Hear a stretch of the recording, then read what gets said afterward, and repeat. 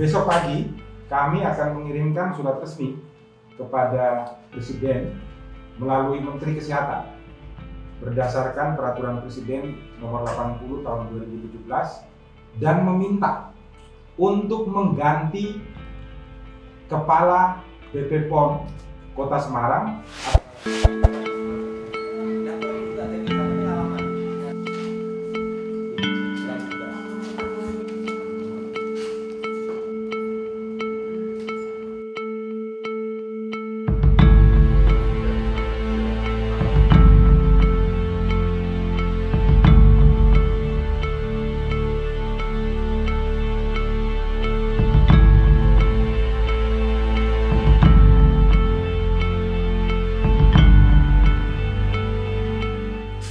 Besok pagi kami akan mengirimkan surat resmi kepada Presiden melalui Menteri Kesehatan berdasarkan Peraturan Presiden Nomor 80 Tahun 2017 dan meminta untuk mengganti Kepala BP POM Kota Semarang atau Jawa Tengah karena sebagai oknum pelaku aparatur penegak hukum tidak mentaati aturan hukum yang berlaku di dalam hukum acara pidana berdasarkan fakta-fakta hukum sebagai berikut. Bahwa pada tanggal 16 dilakukan penggeledahan terhadap rumah klien kami.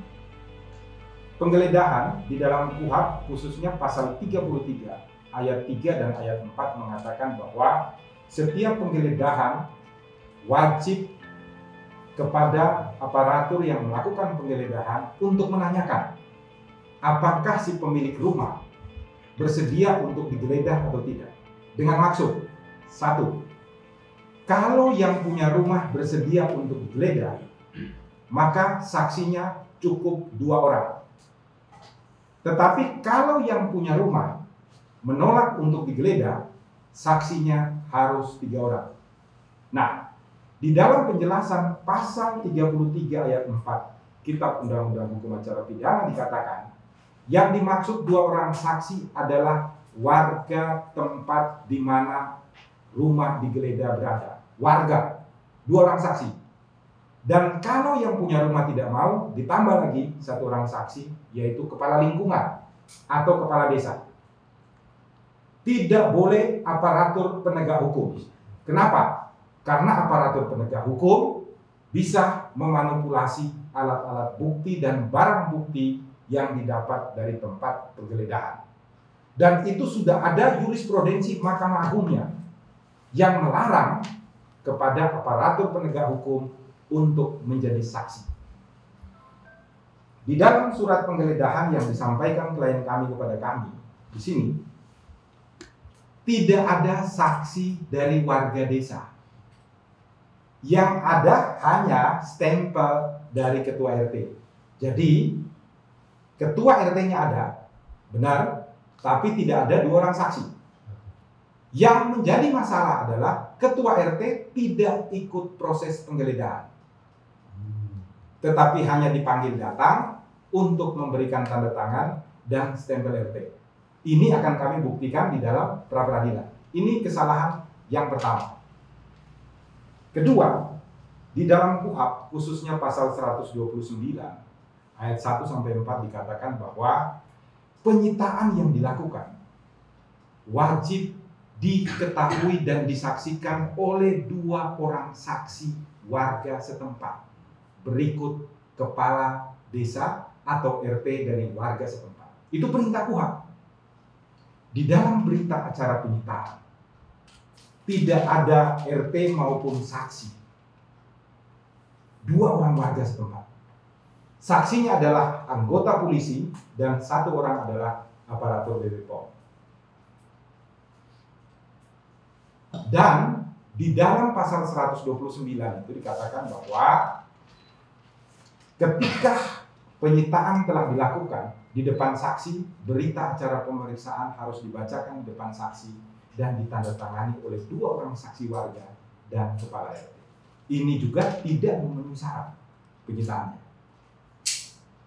Kemudian tanggal 18 mereka mengeluarkan SPDP, surat perintah dimulainya penyidikan, kepada Dirkrimsus dan Kepala Kejaksaan Tinggi Jawa Tengah. Nah, yang uniknya adalah proses penggeledahan dan penyidikan itu mereka pakai dasar hukumnya surat perintah penyidikan. Padahal harusnya surat perintah penyelidikan. Karena pengertian penyelidikan di dalam pasal 1 angka 2 adalah sebuah proses yang dilakukan oleh aparatur penegak hukum guna menentukan apakah dengan fakta-fakta awal dapat ditindaklanjuti ke dalam proses penyidikan. Kalau tidak ada surat perintah penyelidikan, tidak bisa keluar surat penyidikan, perintah penyidikan. Di dalam ini dua-duanya salah. Nah, sekarang SPDP. Dasar hukum di dalam SPDP ini disebutkan laporan kejadian, surat perintah tugas, dan surat perintah penyidikan. Nah, terus penyelidikannya di mana? Masalahnya lagi adalah di dalam SPDP, surat pemberitahuan dimulainya penyidikan, disebutkan tersangka. Padahal di dalam angka 1.5 KUHP dikatakan penyidikan adalah sebuah proses untuk menemukan barang bukti dan mengumpulkan alat-alat bukti, mengumpulkan peristiwa-peristiwa pidana untuk menentukan dapat tidaknya ditetapkan seseorang sebagai tersangka. Nah, ini baru dimulai penyidikan, sudah ada nama tersangkanya. SPDP-nya ini juga salah. Yang lebih salah lagi, surat penetapan tersangka. Ya, penetapan tersangka hanya dapat dilakukan apabila sudah ada proses yang namanya penyelidikan dan penyidikan. Disebutkan 4. Yang pertama, pasal 1 butir 14. Pasal 1 butir 14 ini bunyinya adalah penyidik pegawai negeri sipil wajib untuk melaporkan tugasnya kepada Kepolisian Negara Republik Indonesia sebagai penyidik. 2. Laporan kejadian. 3. Berita acara pemeriksaan saksi-saksi dan ahli. 4. Hasil gelar perkara. Lah, masa penetapan tersangka tidak didasarkan pada surat perintah penyelidikan dan penyidikan? Dasarnya kok malah ini? Karena semua proses ini salah, maka ketika dilayangkan surat panggilan klien kami sebagai tersangka untuk diperiksa pada hari ini ya, Kamis 24. Ketika menerima semua berkas ini pada tanggal 18, kami melihat kesalahan prosedur.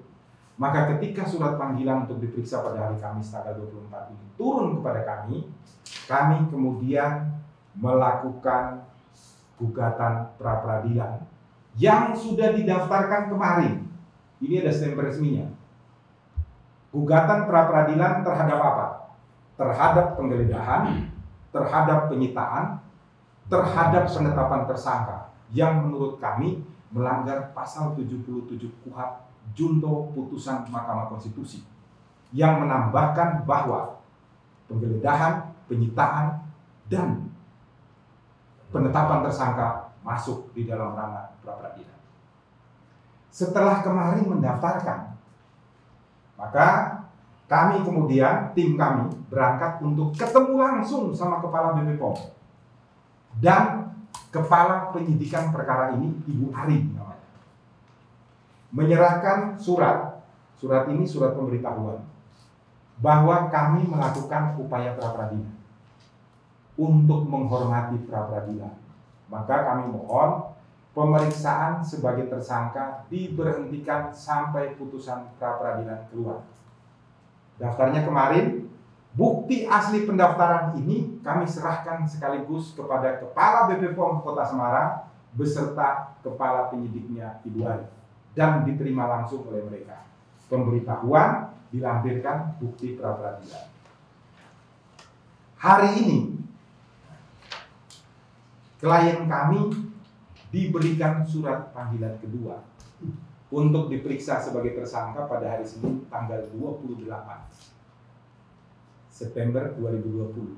Maka tim saya hari ini sedang membuat surat yang besok pagi akan dikirimkan kepada Presiden melalui Menteri Kesehatan, tembusannya nanti adalah kepada Kepala BP POM untuk meminta Menteri Kesehatan mengganti Kepala BP POM Kota Semarang karena tidak mentaati proses hukum yang sedang ditempuh oleh warga negara Indonesia yang merasa dirinya diperlakukan tidak adil. Dan ketentuan itu diatur secara rigid di dalam KUHP yang wajib ditaati oleh seluruh aparatur penegak hukum agar mereka tidak menyalahkan kewenangan yang diberikan undang-undang kepada mereka untuk melaksanakan penegakan hukum di rimba hukum Republik Indonesia.